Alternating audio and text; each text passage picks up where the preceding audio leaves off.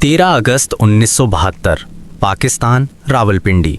उस रात रावलपिंडी के एक हाई सिक्योरिटी पीओडब्ल्यू कैंप में सब कुछ सामान्य लग रहा था। ऊंची दीवारें, ऊपर कंटीले तार, हर कोने पर हथियार बंद पहरेदार। ये वही जेल थी जहां 1971 के युद्ध के बाद भारतीय वायुसेना के 12 पायलट कैद थे। पाकिस्तानी सेना को पूरा भरोसा था यहां से कोई भी जिंदा बाहर नहीं निकल सकता, लेकिन उन्हें अंदाजा नहीं था कि उन्हीं दीवारों के भीतर 3 भारतीय पायलट इतिहास लिखने की तैयारी कर चुके हैं। हमें वापस जाना होगा 3 दिसंबर 1971 में। भारत और पाकिस्तान के बीच जबरदस्त युद्ध चल रहा था। जमीन पर भारतीय सेना लगातार बढ़त बना रही थी, लेकिन आसमान में चुनौती कम नहीं थी। पाकिस्तान के जफरवाल इलाके में बना एक ऊंचा वॉच टावर भारतीय वायुसेना के लिए बड़ा खतरा बन चुका था। यहीं से दुश्मन भारतीय मूवमेंट पर नजर रखता था। इस टावर को खत्म करने की जिम्मेदारी मिली IAF के जांबाज पायलट दिलीप पारुलकर को। 10 दिसंबर 1971 दिलीप पारुलकर अपने सुखोई फाइटर जेट के साथ उड़ान भरते हैं। जैसे ही वो टारगेट के करीब पहुंचते हैं, पाकिस्तानी एंटी एयरक्राफ्ट गन भीषण फायरिंग शुरू कर देती है। कुछ ही सेकंड में विमान बुरी तरह क्षतिग्रस्त हो जाता है। हालात समझते हुए पारुलकर इजेक्ट करते हैं। जान बच जाती है, लेकिन वे उतरते हैं दुश्मन की जमीन पर। घायल हालत में उतरते ही स्थानीय भीड़ उन्हें घेर लेती है। मारपीट होती है। अगर कुछ देर और हो जाती, शायद कहानी यहीं खत्म हो जाती।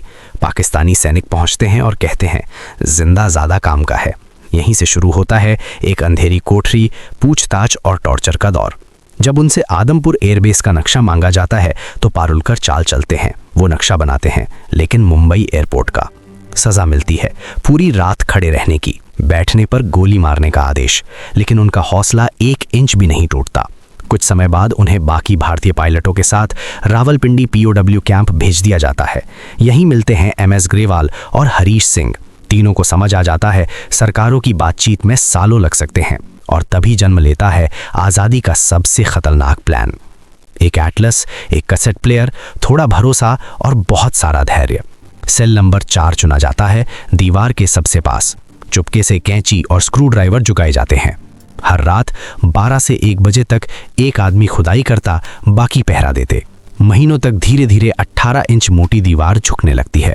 13 अगस्त 1972 काले बादल, तेज बारिश और बिजली की गड़गड़ाहट।